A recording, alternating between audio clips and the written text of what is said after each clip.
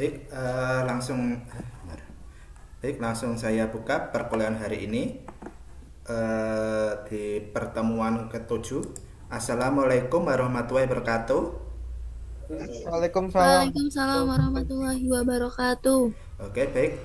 Ini pertemuan ke-7 itu apa? Hari ini kita agendanya eh, ulasan materi 1 sampai 6, terus nanti apa? Pengumpulan tugas yang kemarin sekaligus sama tugas nanti buat apa? UTS. Ini tak siapkan. Bentar.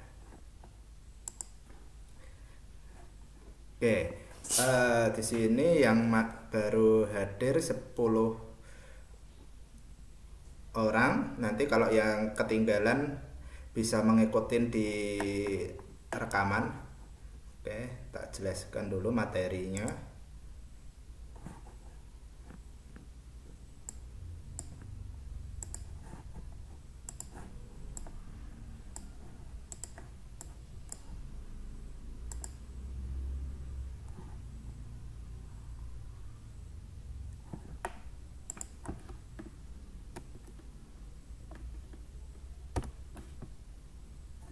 Oke, baik.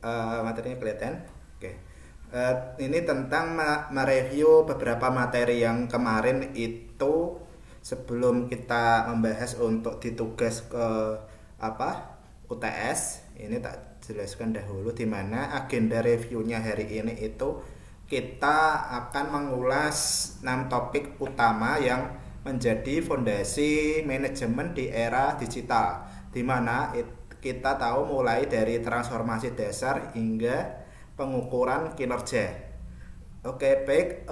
Untuk pekan pertama, kalian yang kemarin udah buka materinya, ikut perkuliahan, pasti pekan pertama kita itu membahas tentang evolusi dan urgensi digital, di mana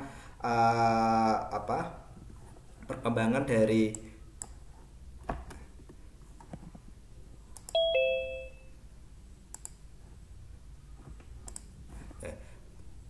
perkembangan dari manajemen klasik ke manajemen digital. Kita tahu kalau manajemen klasik itu hierarkinya dan kontrolnya itu dari pusat. Lanjutnya kalau manajemen digital itu akan kita kelincahan dan customer centricity yang berdasarkan customer, yang puncak utamanya itu mendengar dari perintah customer, karena customer itu dianggap sebagai raja, yang seperti halnya mereka akan tidak melupakan kelincahan tentang bermain dengan data. Lanjutnya setelah di match kedua ini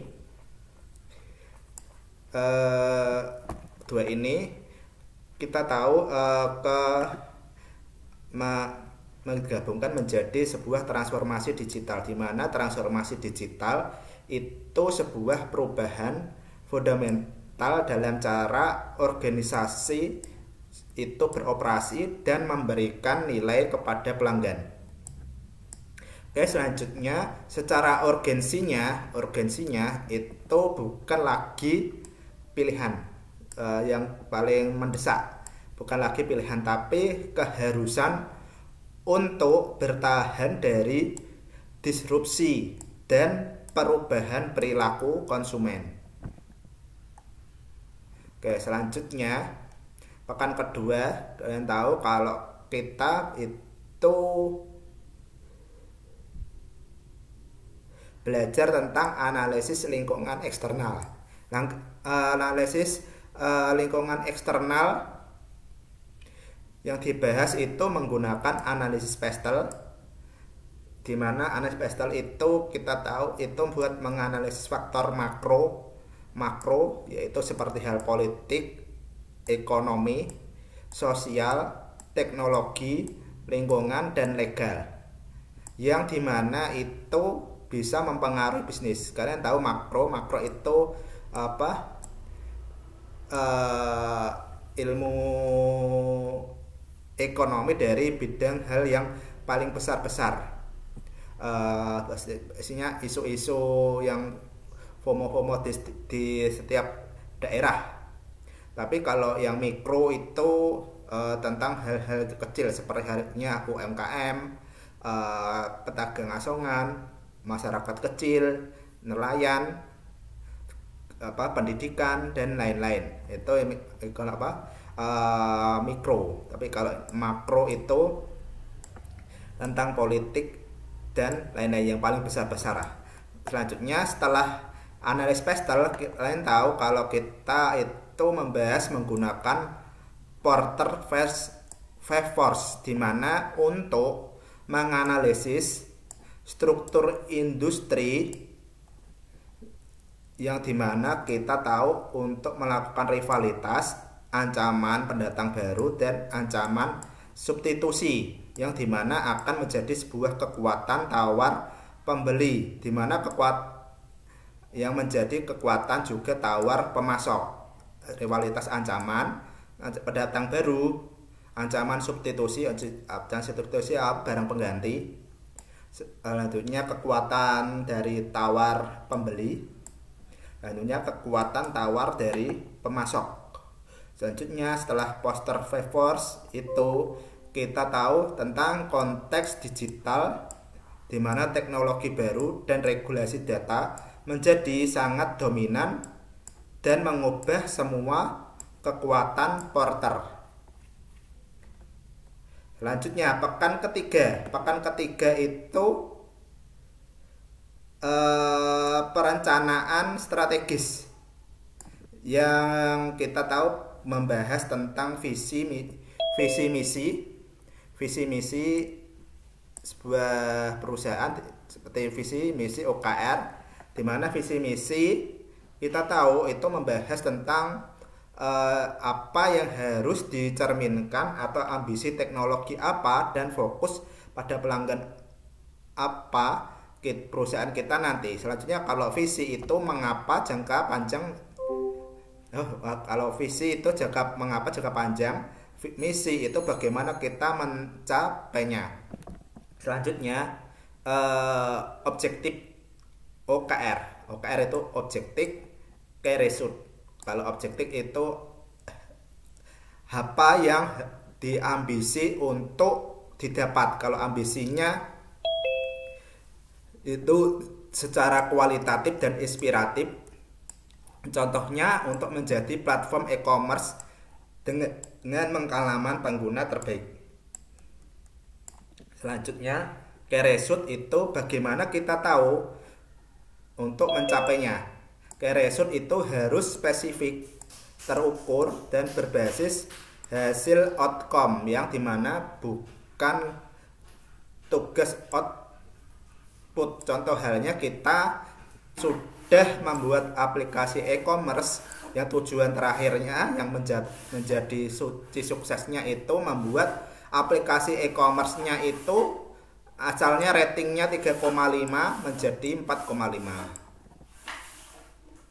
Oke, selanjutnya pekan keempat itu pengorganisasian atau struktur, yang dimana pengorganisasian itu yang pertama kita belajar tentang struktur tradisional, hierarki. Kalau tradisional yang hierarki tadi tahu kaku, top down, berbasis silo, fungsional, divisi marketing, divisi IT, dan lain-lain. Tapi hasilnya itu lambat mengambil keputusan dan tidak kolaboratif. Selanjutnya struktur agile, lincah, di mana kita tahu akan menjadi fleksibel, lintas fungsional. Contoh squad, trips, dan tim kecil yang otonom dan fokus pada kecepatan rilis serta adaptasi. Selanjutnya budaya organisasi, yang menjadi lingkungan yang mendukung untuk eksperimentasi, sebuah psychological safety aman untuk seandainya ada kegagalan. Lanjutnya dan pengambilan resiko yang terstruktur. Infrastruktur yang sudah diukur berdasarkan lingkungan yang sudah didukungkan, dianalisis lapangan kan. Oke, selanjutnya pekan kelima kita belajar tentang kepemimpinan digital. Sekarang kalau dulu yang tugasnya kemarin itu tentang membahas kalian berorganisasi di masyarakat tuh bagaimana, yang pernah mengalami ikut organisasi OSIS, pramuka, terus sekarang yang sudah bekerja pun juga mengikuti sebuah organisasi dari peraturan dari perusahaan tersebut, usaha tersebut, bisnis tersebut, yang dimana nanti kalian harus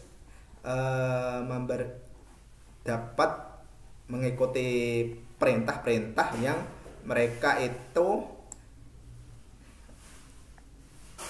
harus akan halnya transparansi data dan memperdayakan tim untuk mengambil keputusan. Istilahnya itu visi yang jelas, adaptabilitas dan empati dalam hal memimpin sebuah usaha yang baik. Oke, selanjutnya pekan ke-6 kita tahu tentang pengendalian dan pengukuran kinerja. Itu tentang KPI, Key Performance Indicator, yang dimana itu bahas tentang fungsi controlling di era digital yang bergeser dari mengawasi proses menjadi memantau hasil secara real time. Ya, kemarin sudah dibikin KPI-nya, nanti diupload sekaligus mengerjakan dari hasil UTS-nya, nanti tak kasih sharekan caranya. Oke, selanjutnya dari KPI itu kita tahu untuk memprediksi tingkat konversi mana yang melakukan pembelian. Selanjutnya yang customer acquisition cost, banyaknya customer untuk melakukan pembelian. Selanjutnya yang customer yang setia, mereka melakukan pembelian. Selanjutnya customer yang dengan prediksi mana yang customer itu bakal mengalami berhenti untuk berlangganan, atau istilahnya churn rate, berhenti berlangganan.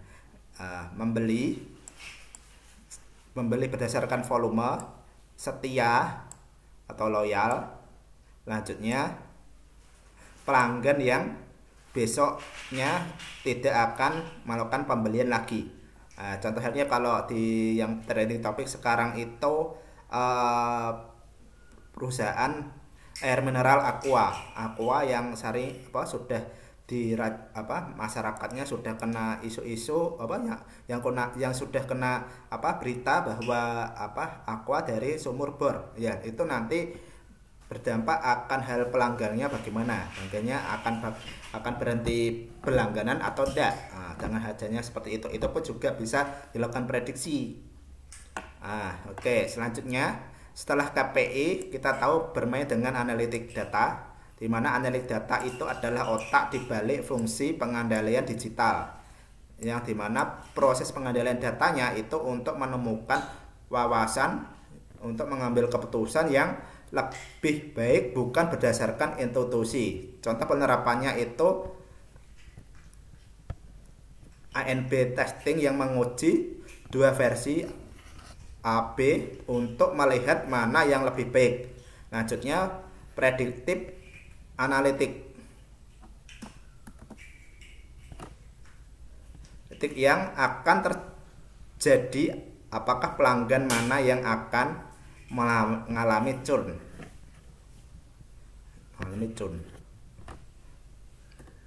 Oke, ini rangkuman pekan ke-6. Rangkuman 6 pekan itu kemarin manajemen digital, oleh pestel, perencanaan berdasarkan OKR, Object Key Result, organisasi yang agile virtual, pecah, kolaboratif, kepemimpinan yang memperdayakan, empower dan menciptakan psikologi. Lanjutnya untuk pengendalian secara real time dan berbasis data, kita menggunakan KPI dan analitik data yang bukan hanya sekedar sebuah asumsi.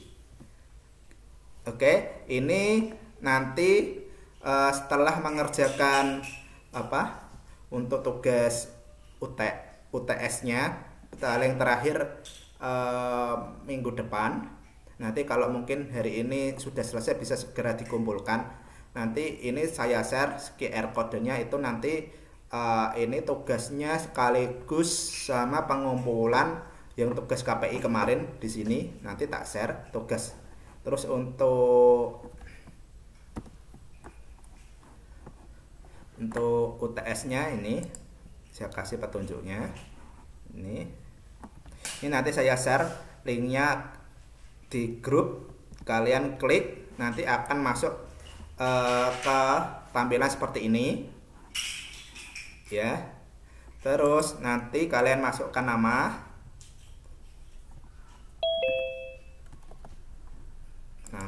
terus name, terus prodi, terus pilih studi kasus. Nah, ini soalnya acak. Nanti kalian menjawab pertanyaan-pertanyaan ini. Kalian nanti diketik hasilnya. Ini kalian cuma tinggal cetak PDF. Nah, cetak PDF, hasilnya keluar.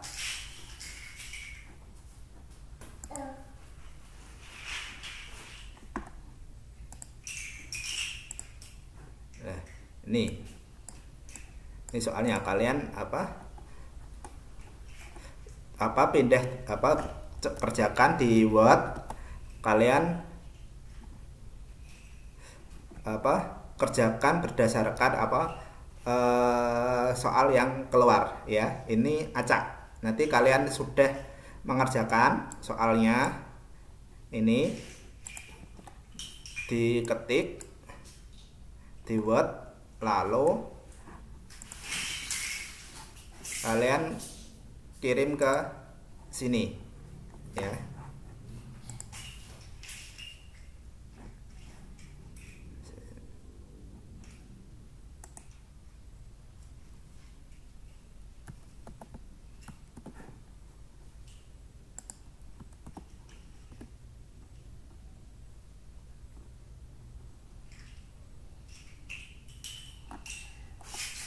Ini tugas 1 yang KPI kemarin. Yang kedua itu yang ini tugas pertemuan ke-7 ini UTS, sebagai bentuk tugas UTS-nya ya.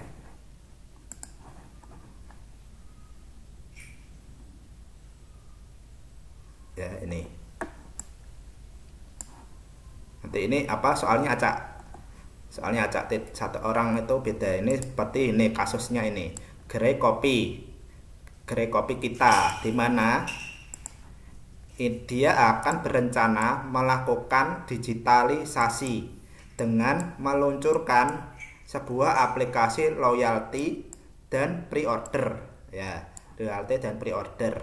Selanjutnya mereka itu perlu menganalisis struktur industri mereka, di mana saat ini persaingan antar kedai kopi seperti Janji Jiwa, Kopi Kenangan sangat tinggi.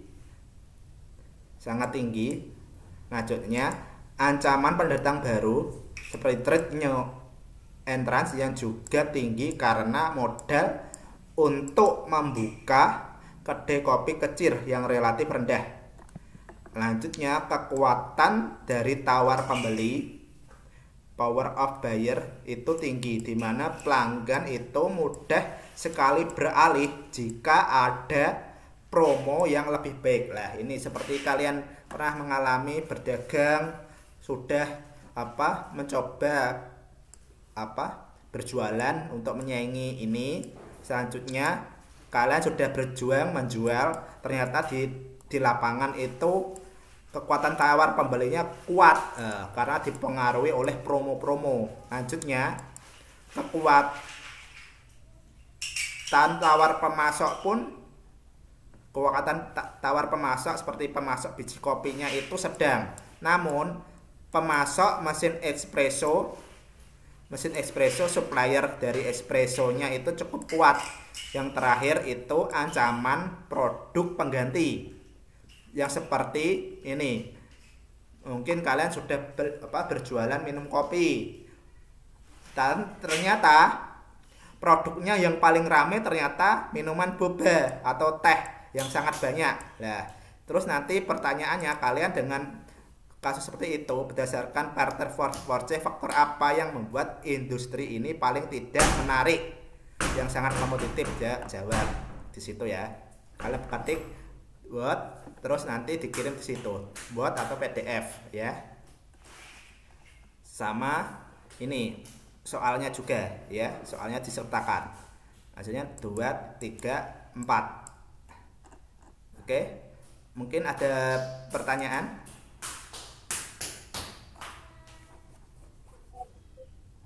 Deadline-nya kapan, Pak? Minggu depan. Minggu depan ya. Ya. Terus ini, bentar. Oke, itu.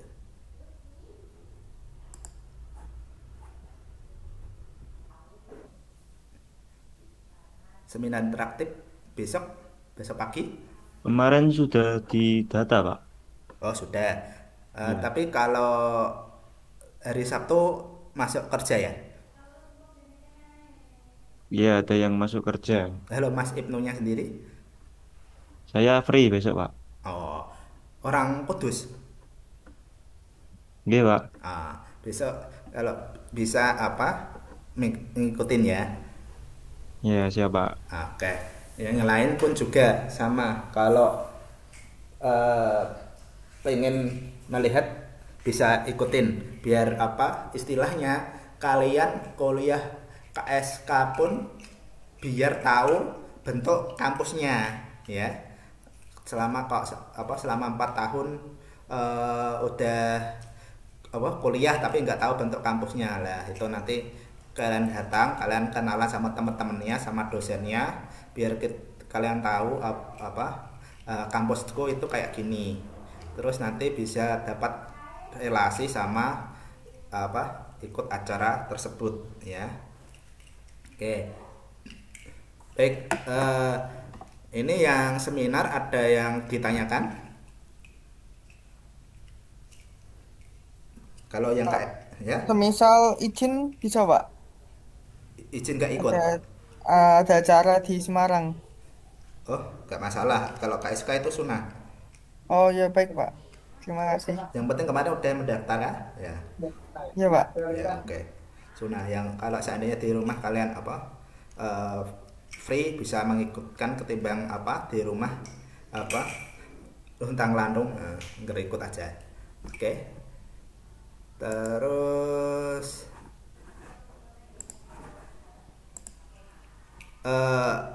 untuk ini nanti saya sharekan ya tugasnya. Ya, Pak. Ya sudah, untuk Pak. nanti minggu ke depan udah ke pekan ke-8, udah ke materi selanjutnya. Oke.